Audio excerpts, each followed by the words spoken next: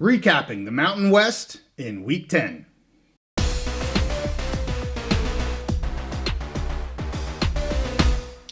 College football is going strong, and we're back on the Big Mountain to give you an update on the Mountain West for Week 10. Hey, welcome back to the Big Mountain. JY and Steve here to talk about Week 10 in the Mountain West. Going to go through these chronologically. We had a noon game in the Mountain West, which is rare, but it was the Army versus Air Force game. And Army comes out the victor, 20-17, a lower scoring game than I thought it would be. Air Force's offense struggled to get going in the first half mightily. Total yards here, Air Force actually had more yards, 335 to 295. Air Force had more first downs, 23 to 15. Air Force won the time of possession, 36 to 34. But they lose the turnover battle, 3-0. That really spelled doom for them. And it was 10-3 at the half. As I said, Air Force their offense just couldn't score points here. But they did get going a little bit more in the second half here. They tie the game with a touchdown with only 1:26 left. You're like, oh, we might be going to overtime here at 17-17. But alas, the defense allows yet another big pass play. Army, not a team this year that's passing very much, but when you've got a pass defense like Air Force has, you gotta go big. They went big. They hit that 42-yarder with 23 seconds left. They hit the field goal, almost walk-off field goal by Dawson Jones there at a chip shot, 27-yarder. I mean, Zarka, he finished 13 of 17 for 161, but all three turnovers were interceptions. Unlike him, he just, again, was off. He had 91 yards on the ground, did get 2 touchdowns on the ground on 29 carries. Harris here, 53 yards on the ground. He had another 44 receiving. So Air Force falls to 2-6. I really thought they were going to win this game. I picked them to win the game. They traveled to San Jose State next week, a team that has one of, if not the best passing offenses. Might be a rough go for the Falcons. Yeah, so I watched a good amount of this game. It was the noon game, and it was a little difficult at times watching my Penn State Nittany Lions against Ohio State, so I just kept flipping over to this game. Honestly, I really believe that if they played this game 10 times, I think Air Force would win 7 or 8 of them. Yeah. I think overall they're the better team this year. The thing is, like we always say, when you have these commander-in-chief games, you never know what's going to happen. You got to throw out the records and all that stuff.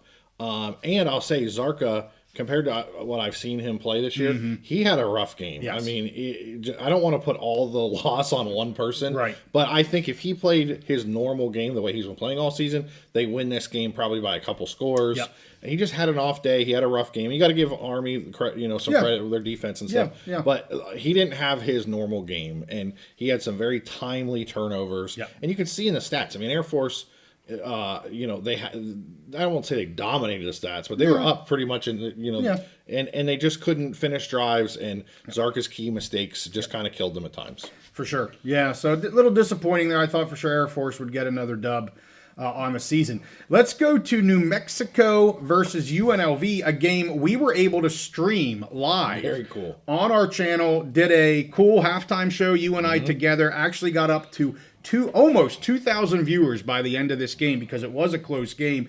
New Mexico comes away the victor, 40-35, and the Lobos came out super duper hot in this game. They were running on all cylinders. UNLV did kind of get things back in order. They got things going in the second quarter. Halftime score 21-31, which was a lot better than what it looked like it was going to be after the first quarter. I mean, the Lobos were in control of every part of this game. The Lobos are able to add 9 points in the second half. They hold on for this win in Vegas. They have now won 3 straight games under Jason Eck. They had that nice big win versus USU. Now they have a nice win against UNLV. They are playing some really good football. They outgained the Rebels 532-474.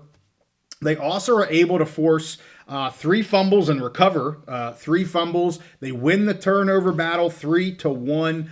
And Jackson Eck, yet again, the leader on this defense. I mean, he led with tackles, 13 total. The team had 7 tackles for losses, 2 of those being sacks. And the Lobos used Lobstein here at quarterback some, kind of bring him in to run. He also went 2 for 3 on passing with a touchdown pass. He actually ended as the leading rusher here, which is pretty interesting. He had a couple of big gainers. He ended with 99. Lane, though, their typical starting quarterback, and was in for most of the plays, looked good. He controlled the game, 3 touchdowns on 22 attempts. They went to Bankston, Johnson, and Mappa. Calandria here, another great day. You know, they just need a little help on defense. Maybe we can talk about defense here in a little bit.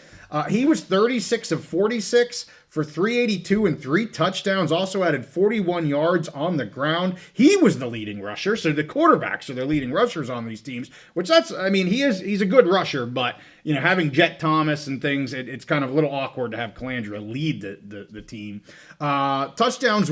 Receiving touchdowns went to Gums, Reynolds, and Elksness. And Lee had, former Penn State guy, had the lone rushing touchdown. Lobos now bowl eligible, sitting at 6-3. And I think they have a few more wins coming up for him here. I'm anxious to see what they're going to do. UNLV drops to 6-2. And, you know, to me, both these teams have possible hopes of a Mountain West championship game. Of course, being head-to-head here, I give the Lobos more likelihood if they can continue to win. Maybe they can eke into a championship game in the Mountain West. Lobos on a bye next week. UNLV hosts Utah State. Not an easy game for the Rebels. But I know you watched some of this game because we were streaming it. What do you think? Yeah, I watched, I think, the entire second quarter.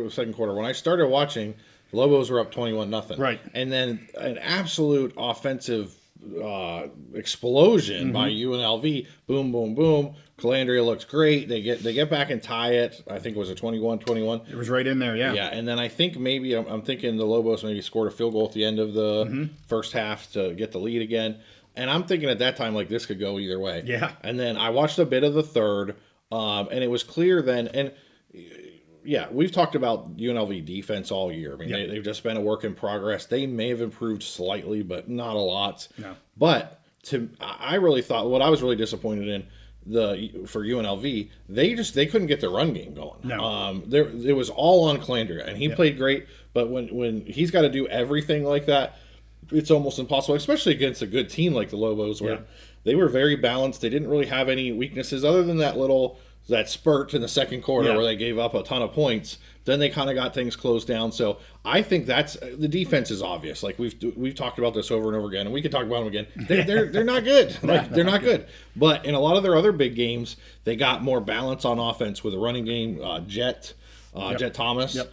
I don't know what his final numbers were, but when I saw, he just couldn't get going. Like there was no room for him to run. And so I think that's the biggest difference in the game. And congrats to Lobos. That was a great win for them. And honestly, with UNLV playing USU, that's probably an elimination game. For them. For sure. And I don't even know if it's fair to judge them on winning the Mountain West this year. I think they've already shown the coaching hire was great. Yep. They're moving forward. The defense has just continued to be bad, but I look at that as an elimination game for them. Yeah. Well, and we mentioned the defense. I said at the halftime show when we were talking, it still just surprises me how wide open receivers are just running around the secondary of UNLV. It blows my mind at this point in the season. So I don't want to kind of jump on the pile. UNLV fans know what their issues are. They have a lot of problems with the DC and all that. So I'm not trying to jump on it. It's really surprising to watch that. And I will just say, when UNLV got going in the second half, I went, ruh-roh, that's a runaway train. And the Lobos are in deep trouble, but props to them. They were able to push back and come away with the win. I'll say one last thing about the defense. Yeah. I don't think this is a defensive coordinator issue. I still don't believe it's a talent issue. This, to me, is clearly a communication issue on the field with the defenders. They haven't gelled yet. They're not communicating. When you watch where they're lined up in good spots to make the plays. But then they don't switch when they need to switch. Sure. Like they're just a mess once the play starts. And again, we talked about this before about linebackers coming up and filling holes. They're not doing that. There's just no communication in the back seven whatsoever, which a coach can only do so much. The coach can tell them where to line up. Right. and then tell them, well, this is what you should do. This is how you should make switches. This is how you should react to what the offense does. But a lot of that's between the ears of the player on the field, and it hasn't clicked for them. It's obvious. Yeah. Let's get to the next game. This will be the middle game. This is the Fresno State versus Boise State. Surprising score here. The Bulldogs retain the milk can 30-7, beating Boise State, really taking it to them. And this is the first time the Broncos were defeated by 20 or more points in a conference game here since 1996. So a big-time loss here for the Bulldogs. For the Broncos. They're not used to this type of defeat on the blue. And the story of the game here, Maddox Madsen, he goes out early in this game, leg injury. To me, it looked like an ankle. He came back out in a boot that goes up to, the bottom of the knee there type of deal. Yeah. I looked for an update, didn't see one. It doesn't look good. I will be kind of surprised if Madsen comes back this season. It really did not look good for him. We had a couple big injuries here in the Mountain West this weekend. And once he went out, the Bulldog defense just controlled the Broncos. They didn't get much going. Their run game couldn't get going. The offense just they just looked flat, completely flat after Madsen left. Only 417 total yards of offense in this game for both teams. You combine them up. 417. They were combined 9 of 31 on third down. So, ouch. I know some people were tuning in, they said, to our game that we were broadcasting because this game was kind of so sluggish and just not a great game to watch. So they turned over. Well, they saw a heck of a lot of offense, I'll tell you, in the UNLV game. The Broncos turned the ball over 3 times while the Bulldogs did not turn the ball over at all. That's of great. course, E.J. Warner now on the bench. And, the new QB... is it Conklin, I believe. He was only 10 of 21 for 35 passing yards, but guess what he didn't do? Throw an interception. He didn't throw an interception, and wow, look at that. They win the freaking game. Yeah. Leading rusher here was Luke with 88 yards on 16 carries. The touchdowns came from Donaldson, Ramirez, and Gilliam. The defense had 10 tackles for loss with 4 sacks, so they were doing really well in this game, and they have a good defense. But, man, I'll tell you what, we've talked about hot and cold teams in the Mountain West before. I'd say Fresno right now is the hot and cold. You don't know what's going on with this team, the wins and the losses and what's happening. And then for the Broncos here, Cutforth came in. He struggled, only 14 of 29, 1 touchdown, 2 interceptions. But the bigger thing for me was Gaines and Riley, who have been, the two-headed monster, if you will, for the run game here with the Broncos. They just couldn't get going here in this game. Sherrod actually led the way in carries against his former team. I don't know if that was planned or not. I hope not, because Gaines and Riley are way better talents than Sherrod is. Sherrod had 10 carries, 67 yards. The touchdown receptions went to Penry. Lauder was, he was okay. They were the only 2 guys that caught more than 1 pass of any receiver. So just a weird game for the Broncos. Air completely went out of the game when Maddox left. So they fall to 6-3. The Bulldogs go up to 6-3. And now bowl eligible here for the Bulldogs in Ence's first game back. Both of these teams are on a bye next week. So they can lick their wounds if you're a Bronco fan, and you can, kind of keep things going here if you're a Bulldog fan. Yeah, I mean, congrats to the Bulldogs. I think they've had a very solid season. Yes, there's been some puzzling losses, like what the heck happened. But overall, you look at the season, very solid season. They're already at 6-3, already bowl eligible. This was supposed to be kind of a rebuild. I think they're exceeding expectations in general. And for the Broncos, I'm sure their fans are very disappointed, and they have not exceeded expectations, whether it's their own expectations, their fan base, or nationally. Right. But so my only other thought is, and this is more of a message to Broncos fans, you guys have been crapping on Maddox Madsen all season. Well, let me tell you, this team is not the same without Maddox Madsen. No. He is their offense. I mean, he really is. Everything that happens in their offense, it goes through him. He is the driver. He is the catalyst. He's not like the Bulldogs quarterback they brought in, who's just a game manager. No, yes. He is the playmaker for this Broncos offense. And, I mean, the running backs, they got a nice stable of running backs, but when you don't have that danger of, like, Madsen can go deep. Yeah. It puts the the defense back on their heels. Yeah. Well, in this game, the defense was just coming forward. And that really neutralizes. You talked about Sire Gaines, and I forget the other guy. They're Riley. They're very talented. Yeah. But when your offensive line is getting pushed back into you and there's no holes whatsoever, there's only so much you can do. Yeah. And actually, I think it looked like it benefited a guy like Sherrod, who's he gets his yards kind of just dirty and sneaky, puts his head down, maybe gets some tough yards, whatever. Those other guys, especially Sire Gaines, he's a thoroughbred horse. Oh, yeah. I mean, but you need to make holes for him and push back so that he can take advantage of that. Yeah. And without Maddox Matson in the game, they were no threat offensively. You mentioned there was only 2 guys that had more than 1 catch. Yep.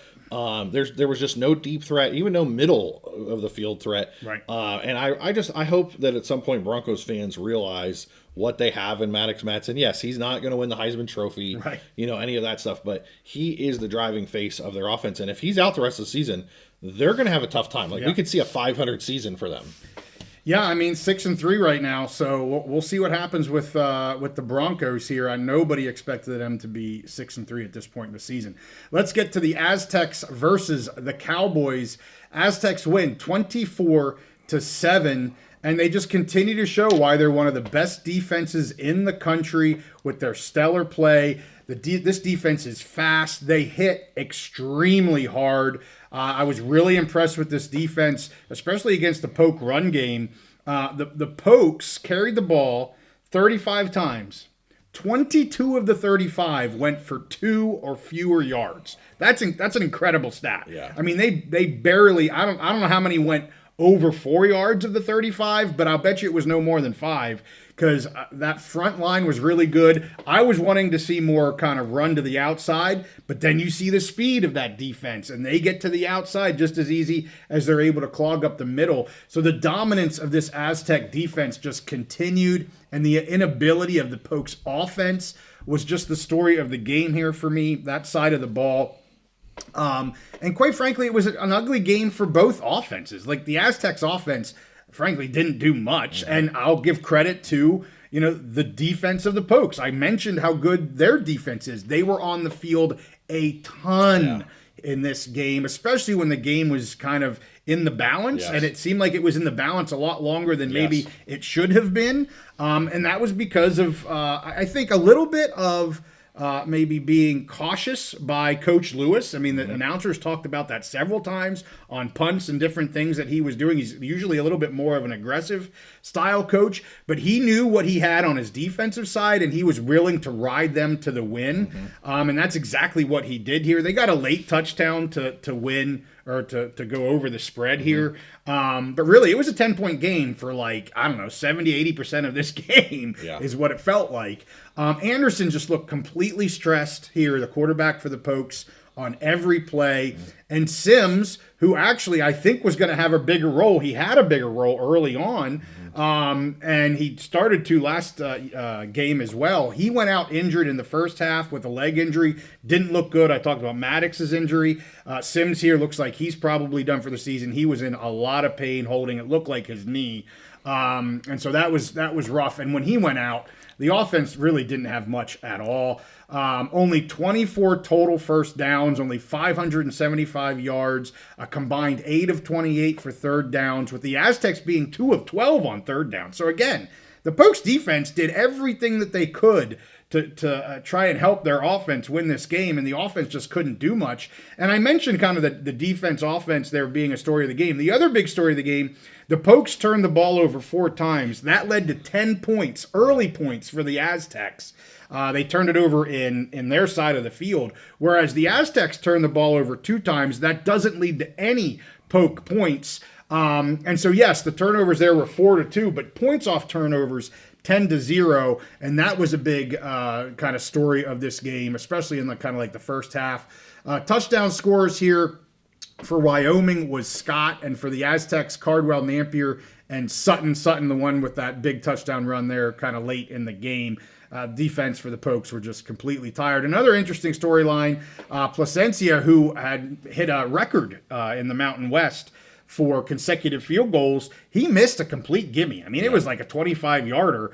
And it's disappointing when a guy's on a massive heater. He's kind of, and he misses on a complete gimme. I mean, it was a complete gimme that he missed. Just shanked the living daylights out of it.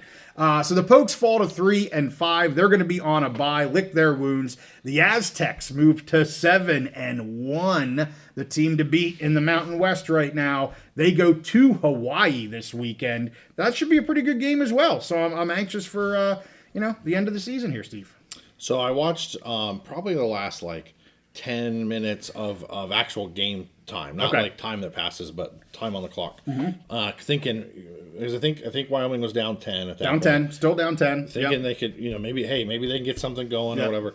Well, I saw they did a pretty big breakdown, coming out of one of the commercials right around that time, and showing for Anderson. They were showing the receivers, and including a tight end, including J-Mike. Yeah. The Wyoming receivers were just blanketed. I mean, they showed multiple plays where Anderson's trying to make a play. Nobody is open whatsoever. I mean, just nobody. But at the same time, while the Aztecs defense was able to cover everything in the secondary, they were also getting pressure on Anderson. Yes, they were. That's a no-win situation. Unless you got good. Patrick Mahomes or whatever who's going to make an unbelievable play. It was a no-win situation for Anderson. I'm not really making excuses for him because I mean, he needs to up his game for Wyoming to be successful. Yeah. But there was nothing there at any time, and they were able to. I mean, the Aztec defense, it was just dominant. I mean, when you can do that, when you can cover everybody and get pressure on the quarterback, that's a winning formula. And I do want to say, and I agree with you, the Aztecs offense, nothing to write home about. And you watched most or all of this game, and they didn't do much for a long time. I will say, to give their offense a little bit of kudos, I think they got the ball with just under 8 minutes to go in the game, and Wyoming trying to get back into it. Man, they had that drive that they had was nice. It was they kept getting first downs, running real tough, kept it going. I don't remember how much time they ran off, but it was a good amount. And then they ended it with a touchdown. Right. So when your offense can do that at the end of the game, when you have a lead, they can take a lot of time off the clock and get a touchdown.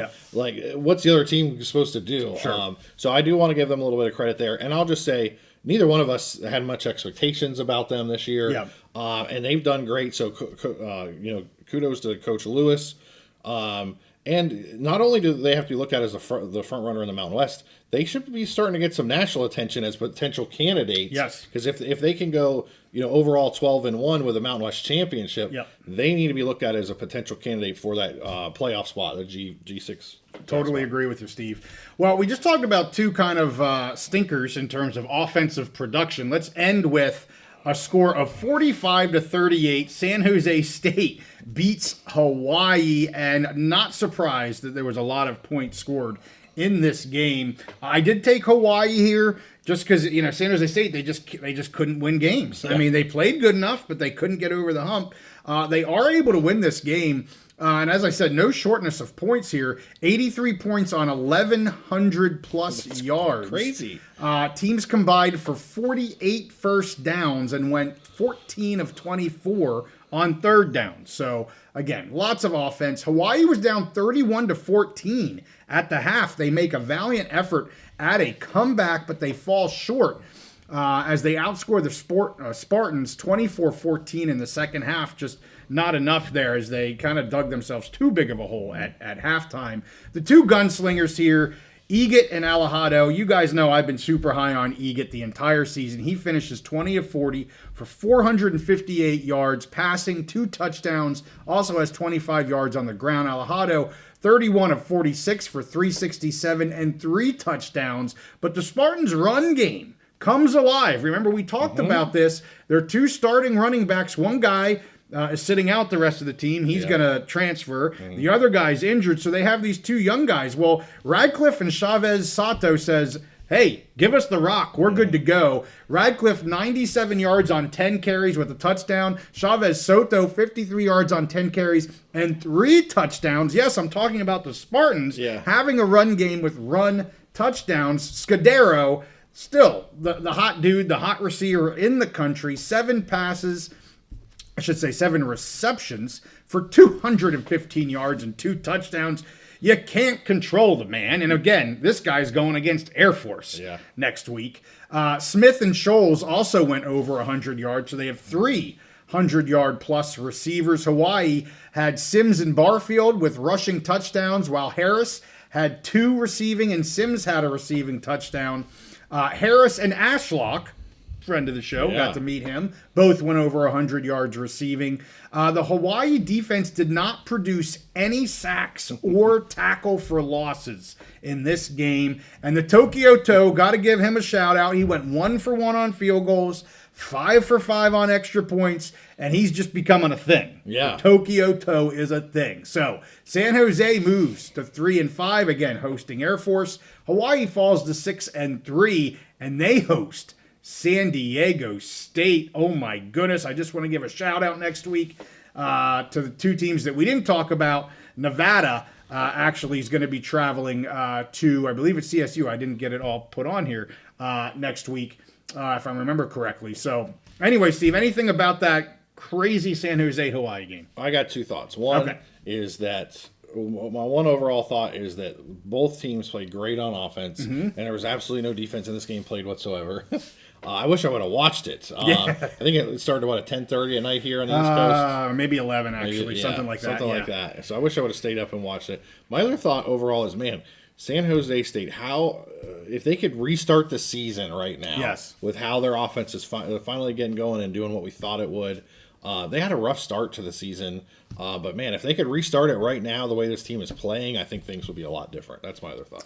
Coulda, woulda, shoulda. Yeah. I mean, they should absolutely have 2 more wins. I mean, it should be flip-flop. They should easily be 5-3. Right. That doesn't help. And both of those would have out of conference games. But still, they should be a 5-3 team. They're way better than a 3-5 team. But hey, that's why they play the game, Steve. Yes. I want to give everyone a reminder. Week 12, so not this coming week, but the following week, we'll be airing our second Mountain West game on this channel. It'll be Colorado State at New Mexico. Again, it'll be live on our channel. We'll probably do a pregame, do a halftime show if we can. I like to go on there. I put people comments out. We do some chatter on the comment section. Maybe we'll break 2,000 viewers this time, Steve. That was a lot of fun. Yeah, that was very cool.